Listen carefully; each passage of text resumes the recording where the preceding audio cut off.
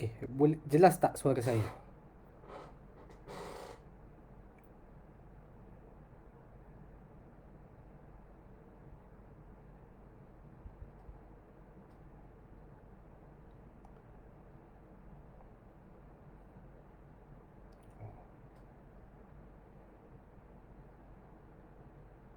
Okey, baik. Uh, saya minta maaf atas masalah teknikal tadi. Sebenarnya ni kali pertama saya melakukan live Facebook. Jadi agak kekok sedikit. Uh, Sekejap ya. Okey. Hmm, Mungkin kita boleh tunggu sekejap lagi ataupun nak saya mulakan?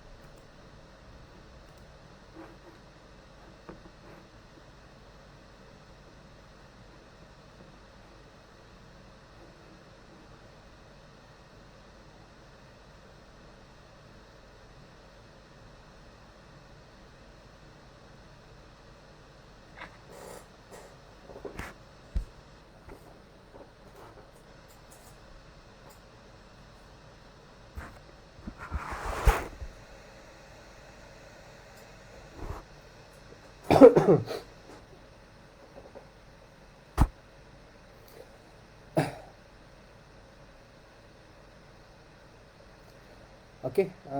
Assalamualaikum warahmatullahi wabarakatuh dan selamat malam. Saya minta maaf atas masalah teknikal tadi. Seperti yang saya katakan tadi, ini kali pertama saya melakukan Facebook Live. Jadi ada beberapa isu teknikal yang saya tak dapat selesaikan. Jadi saya harap Pak admin akan dapat membantu. Dan berkaitan dengan soalan nanti, para pendengar boleh nyatakan sebab saya tak nampak komen. Jadi mungkin nanti pihak admin ataupun pihak penganjur akan mengutarakan soalan itu kemudian. Saya harap semua dapat mendengar suara saya dengan jelas ya. Okey. Pertama saya ingin mengucapkan terima kasih kepada pihak penganjur kerana sudi menjemput saya dalam membicarakan topik yang pada saya agak berat sebenarnya dan juga signifikan dengan polemik yang berlaku dalam kalangan masyarakat kita pada hari ini. Dan juga apa yang akan saya sampaikan pada malam ini boleh saya katakan part of ataupun sebahagian daripada hasil kajian saya yang sedang saya lakukan, dan mungkin ada apa yang ataupun isu-isu yang saya nyatakan dalam sesi perbincangan pada malam ini sebenarnya telah ada ya dalam artikel-artikel saya yang telah diterbitkan. Saya mohon maaf, mungkin suara saya agak sengausik sebab saya mengalami sedikit selesema. Jadi tajuk kita pada malam ini ialah British di Tanah Melayu, jajahan atau naungan. Okey, macam yang saya katakan sebentar tadi, agak besar isunya sebenarnya dan boleh dibincangkan dari bagi saya dalam pelbagai sudut disiplin ilmu, sama ada dari segi bidang international relationnya, sains politiknya, bidang undang-undangnya, dan apa yang saya akan bincangkan pada malam ini lebih kepada perspektif sejarah. Dan tumpuan ataupun isu-isu yang saya utarakan ini juga adalah berdasarkan sumber-sumber rekod sejarah, khususnya rekod-rekod daripada pejabat tanah jajahan ataupun colonial office. Kerana bagi saya sudut pandang dalam rekod-rekod ini dapat memberikan kita satu kefahaman yang lebih jelas berkaitan dengan apa sebenarnya intention British dan apa sebenarnya di sebalik tindakan ataupun dasar dan mungkin juga sistem yang dilaksanakan di Tanah Melayu. Jadi skop perbincangan saya akan bersekitar mungkin semenjak perjanjian Pangkor dan sehingga Perang Dunia Kedua, dan saya mungkin banyak akan menggunakan model ataupun contoh-contoh yang saya akan utarakan lebih kepada negeri-negeri Melayu Bersekutu kerana strukturnya lebih jelas, dan jika nak dibandingkan dengan negeri-negeri lain, khususnya negeri-negeri Melayu tidak bersekutu yang mana sedikit boleh saya katakan mempunyai autonomi yang lebih sedikit berbanding FMS ya ketika zaman kolonial. Saya akan jelaskan nanti, dan saya yakin akan timbul pelbagai persoalan, mungkin juga kritikan, tidak mengapa, saya tidak ada masalah. Cuma mungkin soalan-soalan yang bagi saya agak mencabar saya akan simpan dahulu, dan mungkin saya akan serahkan kepada admin untuk dihebahkan di Facebook Kuliah Buku nanti kemudian. Okey. Sebelum saya pergi kepada topik perbincangan kita dengan lebih khusus, saya suka untuk menjelaskan ataupun sedikit orang kata latar belakang berkaitan dengan perkembangan Empire British. Okey, perkembangan Empire British bagi saya merupakan satu peristiwa yang panjang, ya. Dia berlaku dalam tempoh 3 zaman, iaitu zaman The Old Empire, bermula sekitar 1569, dan kemudiannya berkembang kepada Second Empire, bermula sekitar 1784, ataupun pada ketika itu kalau di sekolah kita sering diingatkan bahawa faktor revolusi perindustrian itu, dan juga faktor pembukaan terusan Suez. Dan yang ketiga ialah ketika pembentukan New Empire, iaitu bermula sekitar 1870-an apabila berlakunya perubahan politik di London. Okey, Sebelum saya pergi tentang perkembangan ini, saya akan lepas pandang tadi berkaitan dengan pendekatan ataupun bagaimana sejarah ini dia memahami perkembangan imperialisme dan kolonialisme. Okey, dia more kepada pemikiran ataupun sedikit teorikal, namun berdasarkan perspektif sejarah ya, khususnya sejarawan-sejarawan yang mengkaji tentang sejarah imperial dan kolonial. Imperialisme itu di tafsir ataupun dianggap sebagai satu bentuk hubungan antara satu kuasa dominan terhadap satu kuasa ataupun satu pihak yang subordinat kepadanya. Okey, ini termasuklah penguasaan kawalan politik ataupun kawalan kedaulatan sesebuah negara itu oleh sebuah kuasa yang besar. Dan berbanding dengan kolonialisme, ketika zaman the old empire, kolonialisme ataupun kolonialisme itu, istilah kolonialisme itu sering dirujuk sebagai proses penjajahan ataupun penaklukan wilayah baru oleh negara induk ataupun mother country. Okey, tetapi pada abad ke-19, sejarawan ataupun pekaji sejarah pada ketika itu lebih cenderung menggunakan istilah kolonialisme untuk menggambarkan sistem kolonial yang berlaku di tanah jajahan. Dan masalah ini sebenarnya ataupun pendekatan ini sebenarnya mengakibatkan berlakunya limitasi dalam memahami hubungan antara boleh saya katakan Whitehall dan kemudian London itu dengan tanah jajahan itu terputus. Dan pada pandangan saya disebabkan limitasi dalam pendekatan ini, kalau kita lihat ya, sejarah ataupun penulisan sejarah tanah Melayu ketika penjajahan British itu seolah-olah tidak mempunyai ataupun terputus hubungannya dengan pengaruh di London itu. Okey, saya harap London more kepada ini lebih kepada bagian framework kerangka perbincangan saya pada malam ini. Okey, kembali ya kepada tempoh masa atau kronologi perkembangan Empire British.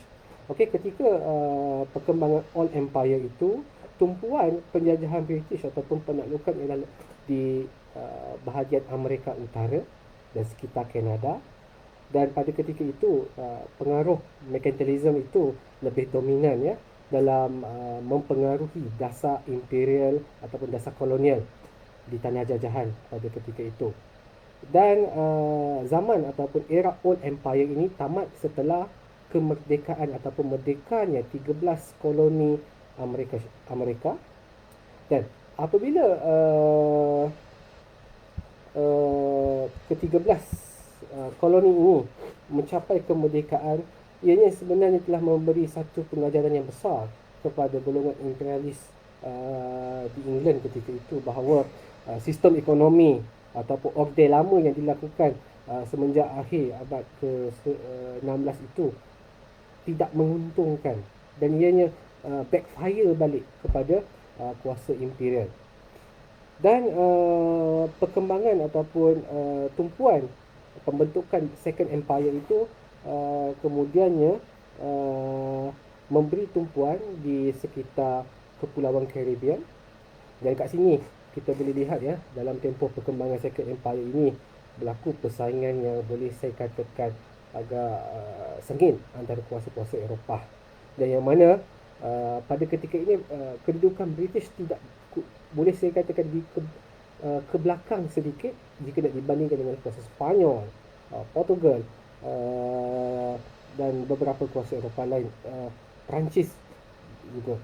Okey, dan pembentukan Second Empire ini juga tidak begitu banyak melibatkan pembentukan koloni baru ataupun misal dalam arti kata mudah British datang dan menakluki wilayah tersebut. Tidak. Okey, Second Empire lebih kepada bagaimana British hijack koloni-koloni ataupun tanah jajahan kuasa Eropah lain. Dan ianya menjadi perdebatan antara sejarawan yang berpengkalan di London dan juga di Scotland. Mereka mempunyai sudut pandang yang berbeza tentang isu ini. Tetapi dalam konteks tanah Melayu, pembentukan negeri-negeri selat berlaku ketika Second Empire. Okey, saya rasa secara umumnya semua dah tahu kenapa British menubuhkan negeri Selat, dan mungkin isu ataupun satu poin penting yang ingin saya ketengahkan di sini ialah tumpuan pada ketika ini, ya, pada awal abad ke 19 itu ialah untuk mendapatkan pusat-pusat ataupun pengkalan tentera dan juga pengkalan pelabuhan. Kenapa? Pada ketika ini orientasi ekonomi ataupun dasar imperial pada ketika itu lebih untuk mengumpulkan bahan-bahan mentah untuk dieksport kembali. Sebab itu kalau kita tengok dalam buku-buku sejarah ketika ini Singapura ditubuhkan ataupun dan juga Pulau Pinang dibuka untuk dibina satu pelabuhan entrepot. Bukan sebagai pelabuhan asasi ataupun staple port, ya. Staple port berlaku pada New Empire, khususnya setelah negeri-negeri Melayu Bersekutu itu dibentuk. Okey. Saya terus kepada zaman ataupun dekad New Empire yang bermula sekitar 1870-an, dan ada sarjana menggunakan tahun 1919 iaitu ketika sebaik saja tamat Perang Dunia Pertama, dan ada juga sarjana yang mengatakan 1948 itu maka tamatlah tempoh New Empire, yang mana selepas tahun 1940-an itu era dekolonialisasi itu berlaku. Ketika era New Empire, tumpuan kuasa imperial pada ketika ini ialah kepada pembentukan Colonial Empire. Colonial Empire dia bukan satu sistem politik yang tunggal, dia cuma sebagai satu term of reference yang digunakan oleh pegawai-pegawai pejabat tanah jajahan yang merujuk kepada tanah-tanah jajahan ataupun dependensi British di wilayah tropika. Jadi kat sini pada tempoh ini kita dapat lihat British mula banyak menguasai tanah jajahan baru berdasarkan sistem protectorate. Sistem protectorate saya akan terangkan kemudian.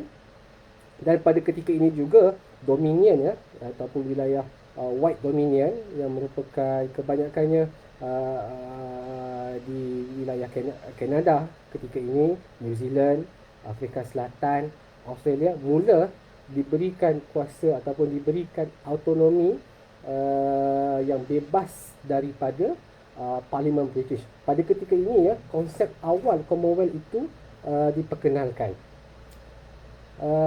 Disebabkan Dominion, Dominion pada ketika ini yang boleh saya katakan mempunyai autonomi mereka sendiri, berkerajaan sendiri, maka tumpuan British pada ketika itu lebih kepada Colonial Empire di tanah jajahan tropika, khususnya tanah Melayu. Dan dekat sini juga mengapa tumpuan di Colonial Empire itu diberikan, kita dapat lihat bagaimana golongan-golongan imperialis yang berfahaman ataupun yang masih berpegang teguh dengan sistem ekonomi merkantilis itu mula mempengaruhi kerajaan dan juga dasar-dasar imperial pada ketika itu. Dan setiausaha tanah jajahan, sebelum saya terlupa, setiausaha tanah jajahan yang meluluskan cadangan pembentukan negeri-negeri Melayu Bersekutu pada tahun 1865.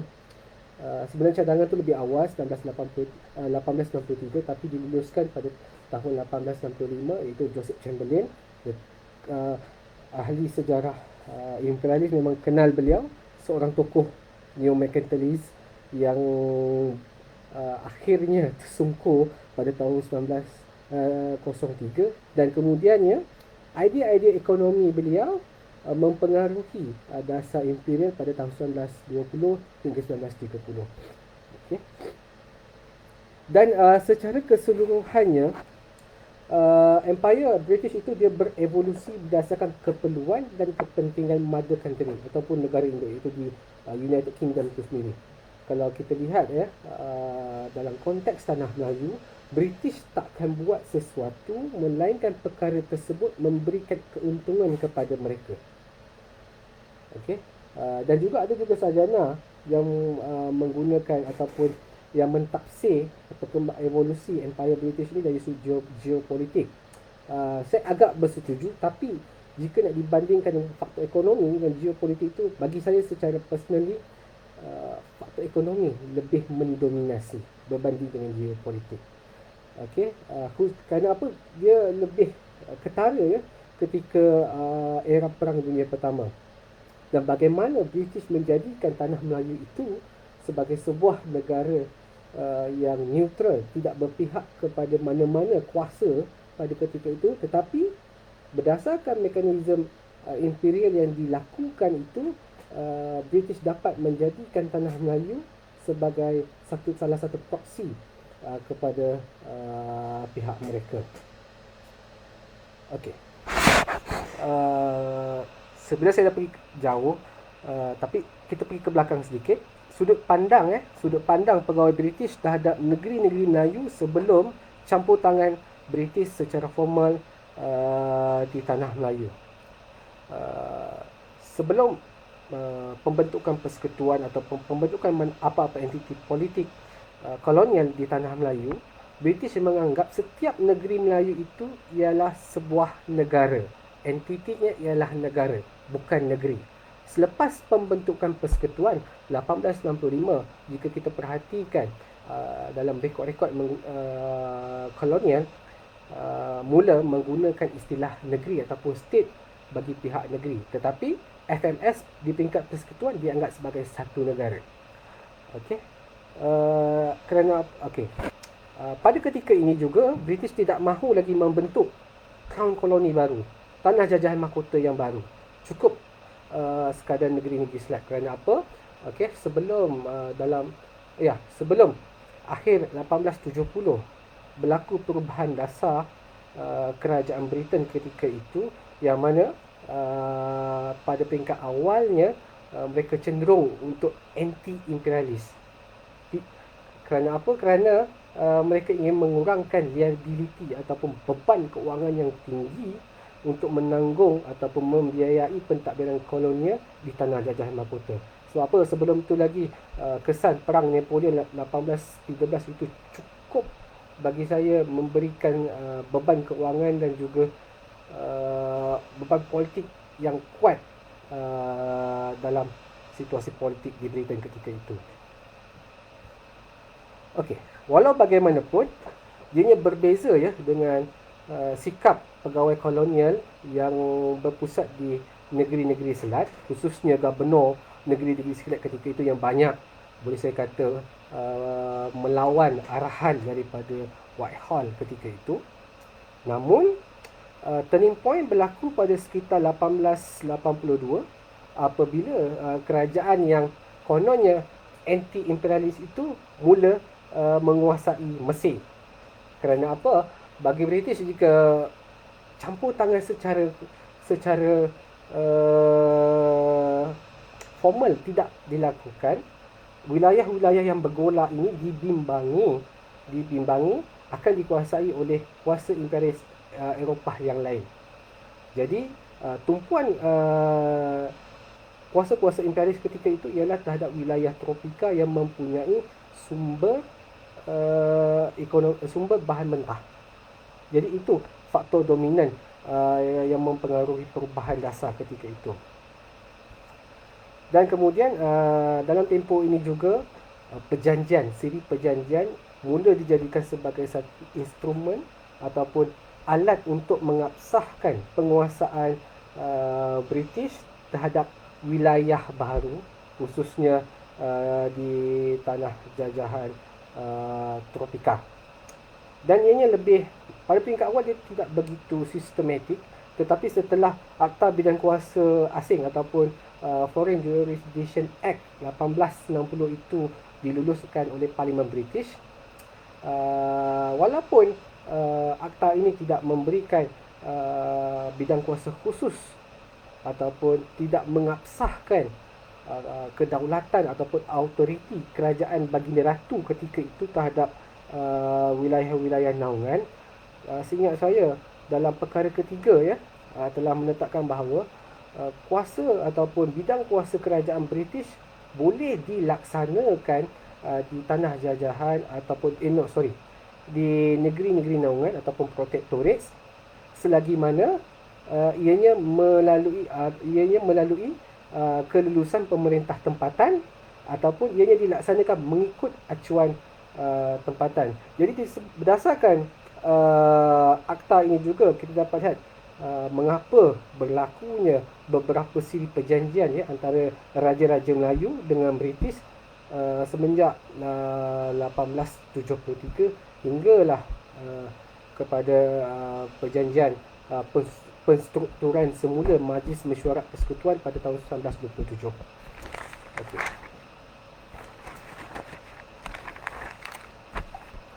Okey. Berdasarkan siri perjanjian ini juga kita dapat lihat ianya mengakibatkan wujudnya 3 entiti politik dan ekonomi yang berbeza di tanah Melayu.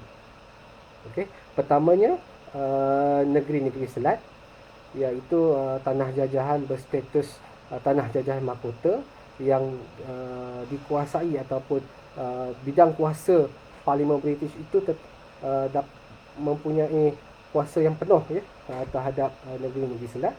Kemudian pembentukan negeri-negeri Melayu Bersekutu. Okey, agak menarik bila kita kaji tentang negeri Melayu Bersekutu. Kerana apa? Seperti yang selalu saya post dalam Facebook saya,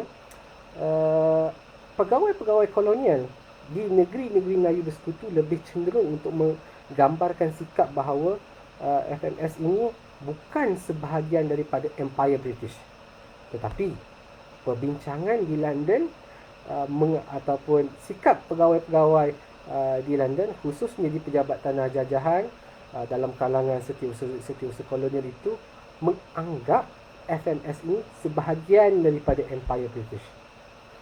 Okey. Dan juga yang ketiganya ialah negeri-negeri Melayu tidak bersekutu. Okey, negeri-negeri Melayu tidak bersekutu ini agak unik sebenarnya. Dan kita kalau berdasarkan penelitian saya kurang memberi tumpuan terhadap negeri-negeri tidak bersekutu. Jadi mungkin apa yang saya utarakan ini agak bersifat umum. British tidak begitu bersungguh-sungguh ya untuk membentuk mekanisme imperial yang sama di negeri-negeri Melayu tidak bersekutu seperti mana yang mereka lakukan di negeri-negeri Melayu Bersekutu. Kerana apa? Ada ketika 1930-an ketika perbincangan di London untuk membentuk dasar Malayan Union. Saya dah sampai ke Malayan Union. Okey. Malayan Union yang mana wujud bantahan dari sebahagian daripada setiausaha kolonial di London itu yang membantah penglibatan ataupun tindakan untuk menjadikan negeri-negeri Melayu tidak bersekutu ini sebagai satu persekutuan bersama dengan negeri-negeri bersekutu. Kenapa? Tidak menguntungkan British disebabkan sumber ekonominya yang boleh saya kata berdasarkan data yang boleh dikatakan kurang signifikan jika nak dibandingkan dengan negeri-negeri Melayu Bersekutu. Tetapi faktor yang menjadi daya penolakan utama untuk memasukkan juga negeri-negeri Melayu tidak bersekutu dalam cadangan Malayan Union pada 1930-an itu ialah faktor geopolitiknya. Bagaimana British bimbang dengan kegiatan ataupun aktiviti Jerman di Siam yang dikatakan berpotensi menggugat kedudukan British di negeri-negeri Melayu. Okey. Jauh dah saya pergi. Okey.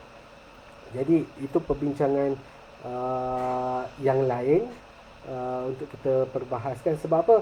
Perbincangan dasar Malayan Union pada 1930-an itu sangat teknikal dan saya takut nanti akan lari daripada fokus perbincangan kita pada malam ini. Okey, poin yang seterusnya ialah sebelum pembentukan negeri Melayu Bersekutu, sebelum 1895, British tidak mempunyai punca kuasa untuk memusatkan pentadbiran negeri-negeri Melayu. Okey. Jadi perjanjian 1865 itu sebenarnya merupakan satu langkah pertama usaha British untuk boleh saya katakan mengurangkan ataupun menghakis kedaulatan Raja-Raja Melayu bagi negeri-negeri Melayu bersekutu itu. Namun sebelum pembentukan persekutuan itu, British perkenalkan Majlis Mesyuarat Negeri. Okey. Majlis Mesyuarat Negeri, jika kita lihat ya, sebahagian pengkaji-pengkaji awal lebih cenderung untuk mengatakan bahawa pembentukan Majlis Mesyuarat Negeri itu sebagai satu bentuk pemodenan pentadbiran. Tetapi ada satu kajian ya dalam yang diterbitkan dalam jurnal Jambras mengatakan bahawa pembentukan Majlis Mesyuarat Negeri ialah ataupun boleh kita katakan disebabkan peristiwa pembunuhan Birch di Perak. Jadi British ketika itu dikatakan mula bimbang ya. Mereka telah berjaya mengawal raja tapi gagal mengawal pembesar. Oleh sebab itu Majlis Mesyuarat Negeri itu diperkenalkan untuk menarik ataupun membawa pembesar dalam pentadbiran kolonial, iaitu untuk mengawal golongan pembesar ini daripada menentang British. Walau bagaimanapun, Majlis Mesyuarat Negeri yang pertama yang ditubuhkan ialah di Selangor dan kemudiannya ialah di Perak kalau tak silap saya. Disebabkan pembunuhan Birch di Perak itu banyak memberi pengajaran kepada British ataupun dia memberi signal kepada British bahawa beberapa sistem pentadbiran itu perlu diperbaiki ataupun diubah ya. Okey. Kemudian kemuncaknya ialah pada tahun 1909 apabila Majlis Mesyuarat Persekutuan itu ditubuhkan. Dan menerusi perjanjian pembentukan Majlis Mesyuarat Persekutuan 1909 ini juga sebenarnya bagi saya ialah kemuncak kepada tamatnya, boleh saya katakan tamat ataupun habis terhakisnya kedaulatan Raja-Raja Melayu terhadap undang-undang negeri apabila dalam perjanjian ini Raja-Raja Melayu bersetuju ya untuk menyerahkan kuasa menggubal undang-undang kepada Majlis Mesyuarat Persekutuan. Walaupun pada ketika itu raja-raja menjadi ahli dalam majlis ini, baginda tidak mempunyai kuasa undi pemutus. Walaupun dalam perbincangan yang tertentu draft undang-undang ataupun rang undang-undang yang dibawa oleh British itu dikritik oleh raja-raja, tetapi disebabkan komposisi Majlis Mesyuarat Persekutuan yang memihak kepada British, mereka mempunyai simple majority untuk meluluskan draft ataupun rang undang-undang tersebut. Dan perkara ini yang menjadi faktor utama ya, Raja-Raja Melayu mula mengutarakan rasa tidak puas hati mereka kepada setiausaha tanah jajahan ya selepas Perang Dunia Kedua. Walau bagaimanapun, bagi saya selepas Perang Dunia Pertama, selepas perang, khususnya pada tahun 1920-an,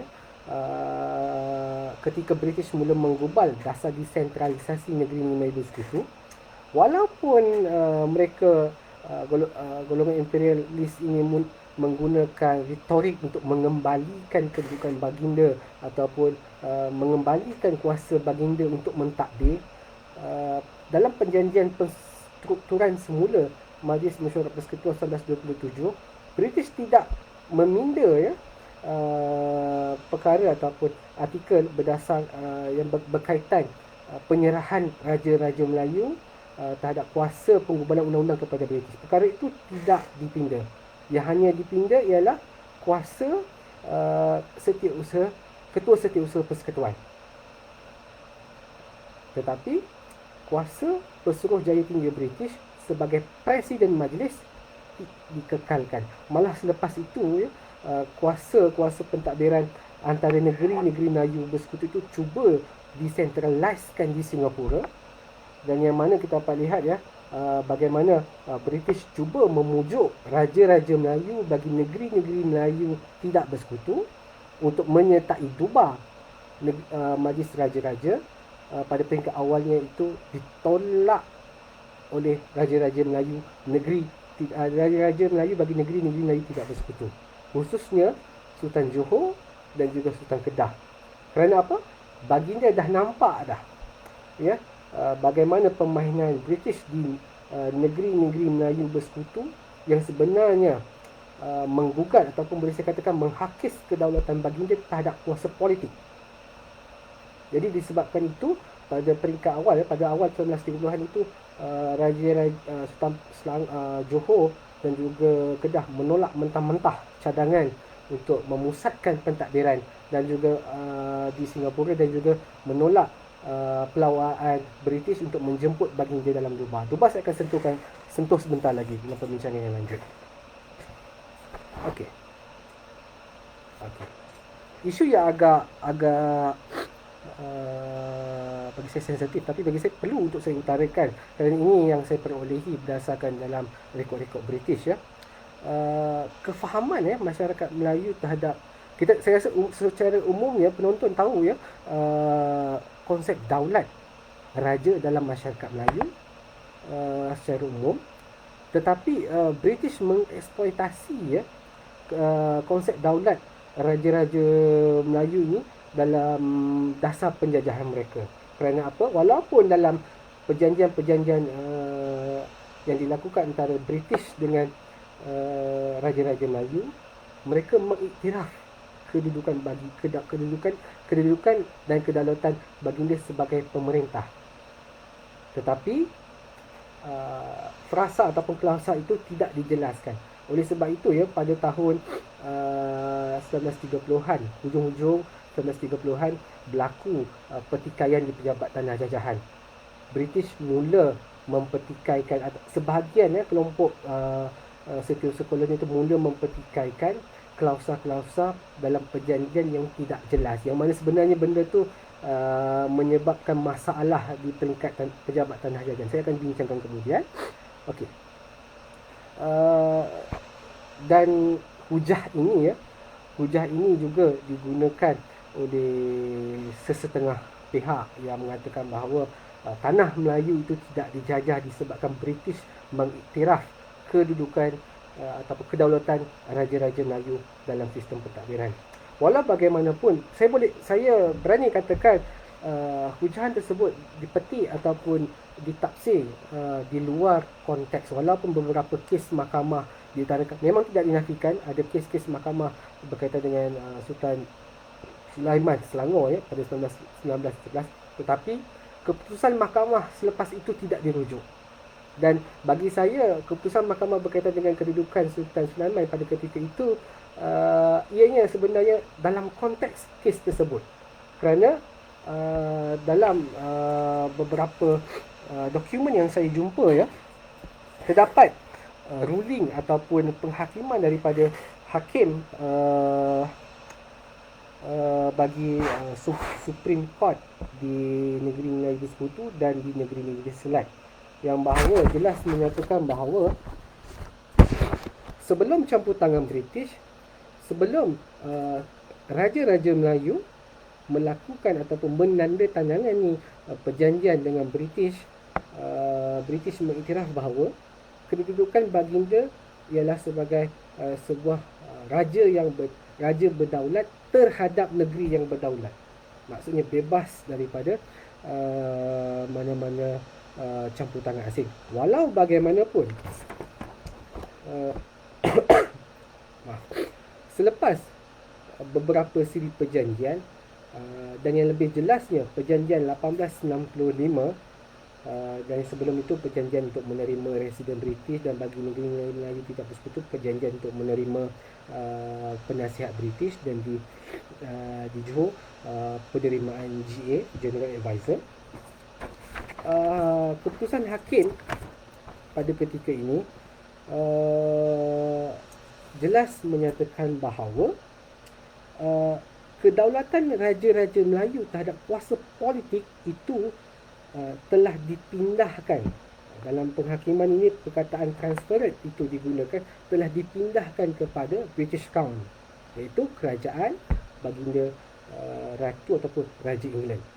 Jadi berdasarkan penghakiman ini, British menggunakan alasan penghakiman ini untuk menolak setiap bantahan, khususnya bantahan daripada Jepun pada 1927 yang mempertikaikan kedudukan tanah Melayu sebagai sebuah negara dalam Empire British. Okay. Dan kemudiannya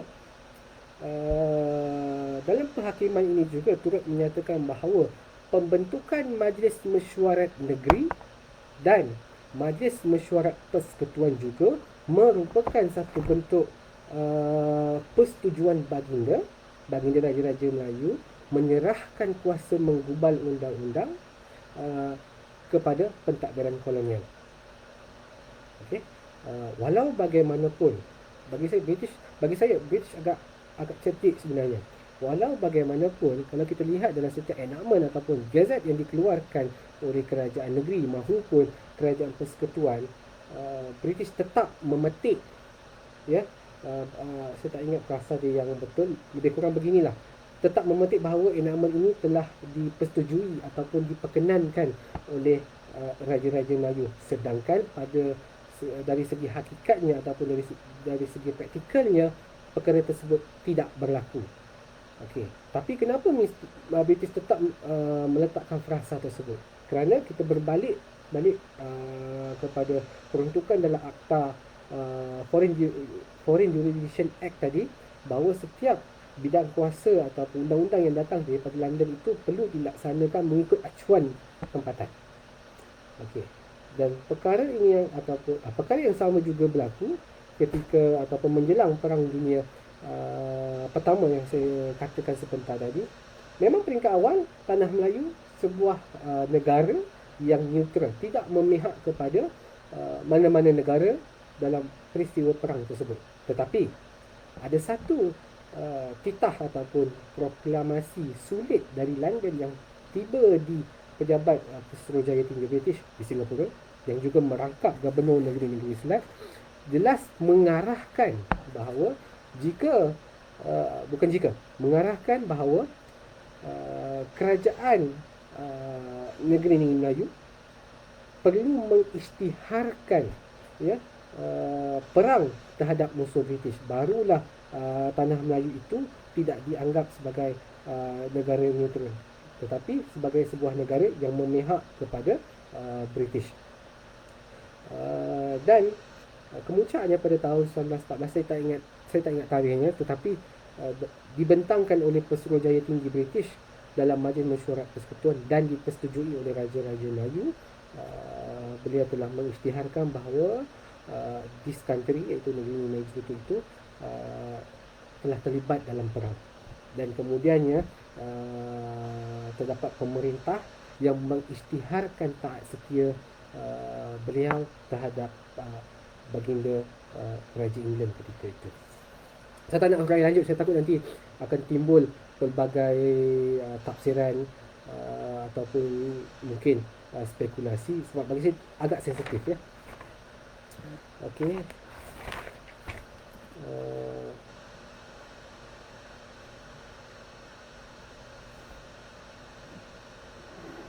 Okey. Kita keluar sedikit daripada topik perbincangan tadi, kita pergi ke yang lebih broad, ya. Sebenarnya saya dah melompat-lompat, saya salah susun saya punya guideline ni. Okey. Sehingga 19 ataupun sebelum Perang Dunia Kedua, okey, terdapat 4 jenis dependensi ataupun dalam istilah kita di Malaysia, tanah jajahan British. Yang pertama tadi Crown Colony, saya dah terangkan. Dominion dah saya dah terangkan. Dan kemudian ialah Protectorate. Okey, saya akan terangkan selepas ini. Dan yang keempat ialah Mandate Territories. Mandate Territories ni merupakan wilayah mandat yang dikuasai British secara sementara selepas Perang Dunia Pertama. Dan sebelum Palestin itu deklarasi Balfour itu diisytiharkan apabila Yahudi dapat menguasai Palestin ketika itu, Palestin merupakan mandate territories bagi British. Dan berdasarkan wilayah bidang kuasa wilayah mandat itulah, ya, wilayah Palestin itu diberikan kepada Yahudi ketika itu. Okey. Protectorates. saya kembali kepada sistem protectorate secara ringkas.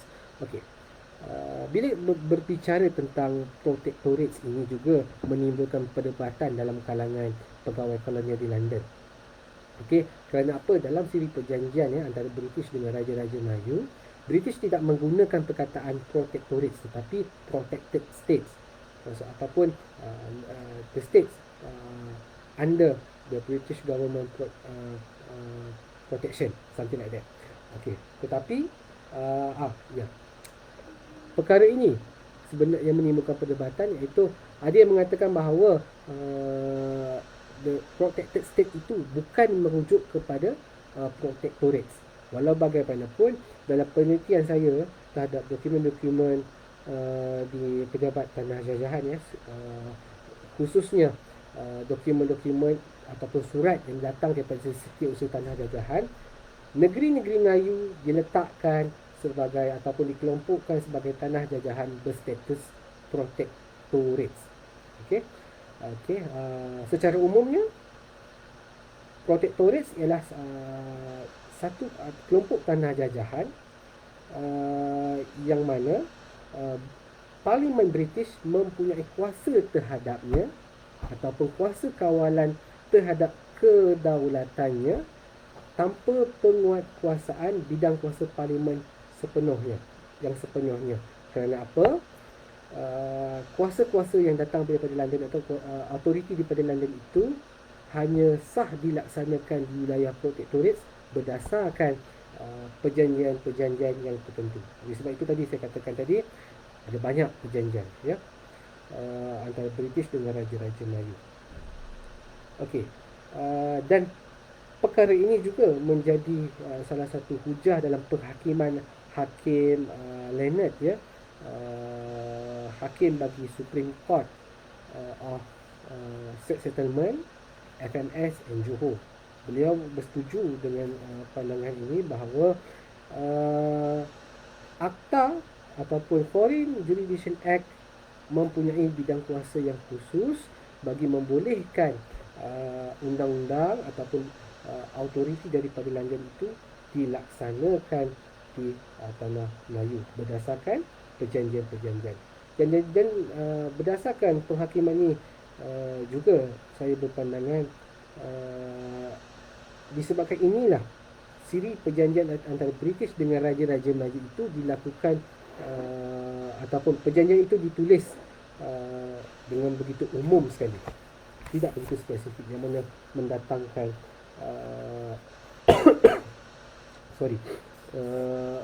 polemik dalam kalangan setiausaha jajahan, setiausaha kolonial. Okey, berdasarkan siri perjanjian dan juga pembentukan sistem politik kolonial di tanah Melayu itu, sebab ada sesetengah pandangan yang mengatakan bahawa pegawai kolonial yang berkhidmat di tanah Melayu itu sebenarnya ialah pegawai ataupun pekerja di bawah bidang kuasa Raja-Raja Melayu. Saya katakan tidak, kecuali di negeri-negeri Melayu tidak bersekutu. Jelas bahawa dalam perjanjian awal itu yang menyatakan bahawa the British Advisor itu ialah pegawai perkhidmatan awam kepada bahinda. Tetapi dalam konteks keseluruhannya itu tidak, kerana apa?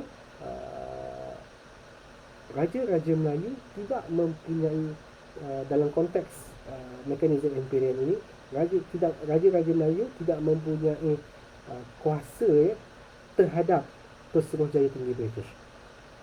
Kerana apa? Pesuruhjaya Tinggi British ialah wakil dan juga ejen bagi kerajaan Baginda Ratu ataupun Raja England di tanah Melayu. Dan kita dapat lihat bagaimana boleh saya katakan Pesuruhjaya Tinggi British ini merupakan de facto ruler sebenarnya di tanah Melayu. Kerana apa?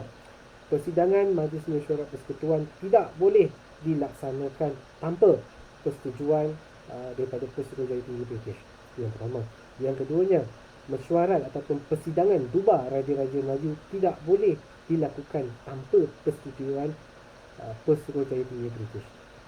Dan tambahan, Duba juga, walaupun Pesuruhjaya Tinggi British bersetuju untuk melaksanakan Duba, tetapi sidang Duba, prosiding Duba tak boleh dibuka selagi mana Pesuruhjaya British tidak membuka ataupun mengisytiharkan pembukaan persidangan tersebut. Dan yang kita tahu ataupun seperti yang kita tahu, dalam rekod-rekod jelas menunjukkan bahawa pegawai ataupun menteri yang mempunyai kuasa terhadap Pesuruhjaya Tinggi British ialah Setiausaha Tanah Jajahan. Dan kemudiannya itu di bawah Pesuruhjaya. Perkara ini sebenarnya menjadi polemik dalam kalangan pegawai-pegawai kolonial pada tahun 1920-an yang ingin menentukan siapakah ketua eksekutif ataupun ketua pentadbir bagi negeri-negeri Melayu. Dan perdebatan yang boleh saya katakan yang begitu kritikal, signifikan antara George Maxwell dengan Lauren Gilmartin. Okey. Penonton boleh cuba cari artikel saya berkaitan dengan isu tersebut, kerana untuk saya huraikan dalam perbincangan malam ini dia terlalu complicated. Okey. Okey. Teruskan. Okay. Satu lagi isu bagi saya yang agak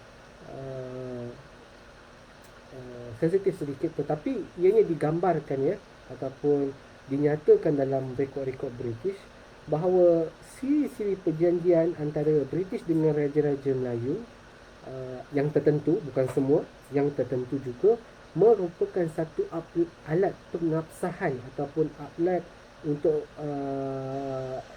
pemerintah yang tertentu itu diiktiraf sebagai raja ataupun diiktiraf sebagai sultan bagi negeri-negeri Melayu yang tertentu.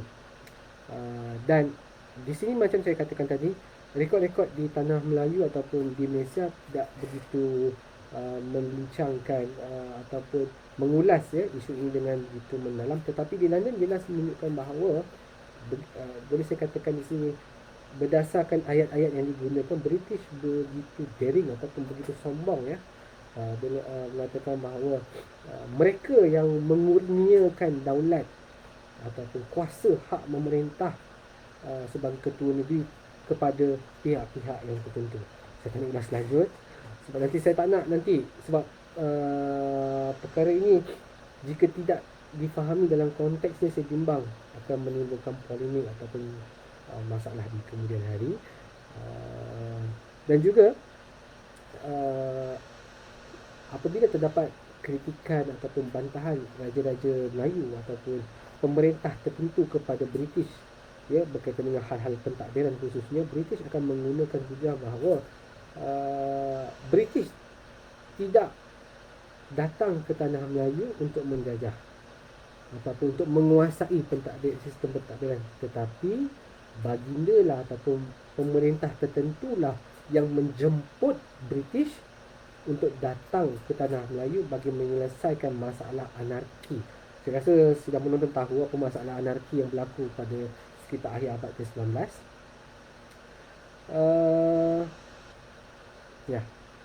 Setakat itu sahaja ulasan saya berkaitan dengan isu tersebut. Dan juga walau bagaimanapun kedudukan Raja-Raja Melayu pembesar dalam sistem pentadbiran kolonial ataupun mekanisme imperial itu sangat signifikan, kerana British banyak belajar dengan pengalaman mereka di India, bagaimana mereka menghapuskan institusi pemerintahan tempatan itu. Mereka gagal mengawal the mass, kata itu the mass nationalist, kebangkitan rakyat yang begitu besar. Jadi berdasarkan pengalaman di India, mereka mengubah struktur pentadbiran kolonial di tanah Melayu dengan mengekalkan kedudukan Raja-Raja Melayu. Dan juga dalam rekod-rekod di Malaysia ataupun di London juga jelas menunjukkan bahawa penguasaan British terhadap institusi raja ataupun kawalan British terhadap institusi raja itu sebenarnya merupakan salah satu cara untuk mengelakkan kebangkitan rakyat. Jadi oleh sebab itu kita dapat lihat tokoh-tokoh nasionalis kita awal itu ada yang dilabel sebagai penderhaka kerana mereka melawan British yang mana dianggap sebagai proksi kepada sultan. Okey. Dan satu lagi perkara yang menarik untuk saya kongsikan pada malam ini. Memang jelas dalam apa-apa perjanjian, dalam apa-apa uh, ulasan pegawai-pegawai kolonial, memang mereka mengiktiraf kedudukan Raja-Raja Melayu terhadap penguasaan baginda terhadap Islam dan Melayu, yang mana tidak dicampuri oleh British. Walau bagaimanapun, urusan Islam dan Melayu itu dikawal oleh British melalui Persidangan Duba. Saya belum habis lagi membaca report tentang Duba, tapi setakat ini yang boleh saya kongsikan di sini ialah sudah ada je peringkat awal sebelum 1927 itu, Raja-Raja Melayu khususnya yang Tuan Negeri Sembilan mula meminta British untuk melantik orang Melayu dalam pentadbiran kerajaan, mula mendesak British untuk menjadikan bahasa Melayu sebagai bahasa rasmi persekutuan, mula mencadangkan untuk menyatukan pentadbiran agama Islam antara negeri, tetapi ada sebahagian negeri yang tidak bersetuju dengan alasan-alasan yang tertentu disebabkan sistem dan juga cara pelaksanaan ataupun saya katakan pentadbiran kadi di setiap negeri itu berbeza. Jadi ada beberapa negeri yang menolak cadangan tersebut. Namun boleh saya katakan di sini kebanyakan cadangan-cadangan yang diutarakan Raja-Raja Melayu dalam Duba yang mendesak British untuk mengubah sesuatu sistem ataupun dasar yang untuk melebihkan Melayu itu banyak di overrule oleh Persekutuan Cahaya Tinggi British. Dan walaupun ini kerana apa? Ini kerana apa? Bagi British, Duba bukannya satu institusi ataupun satu majlis mesyuarat yang mempunyai kuasa pemutus dalam menentukan dasar dan undang-undang. Kerana apa? Kuasa tersebut dimiliki di peringkat majlis mesyuarat negeri dan juga majlis mesyuarat persekutuan. Okay.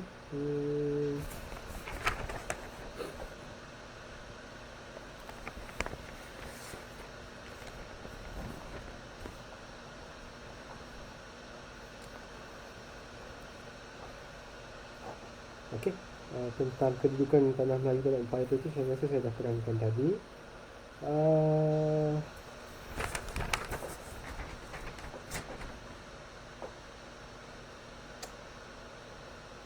Okey, saya rasa cukup.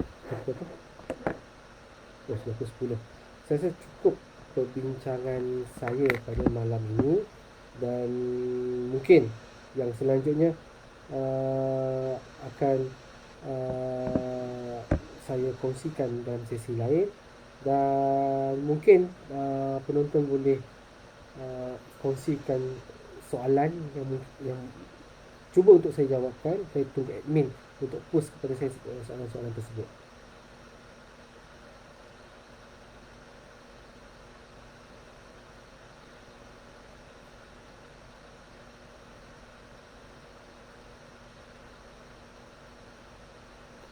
Okey, tak apa.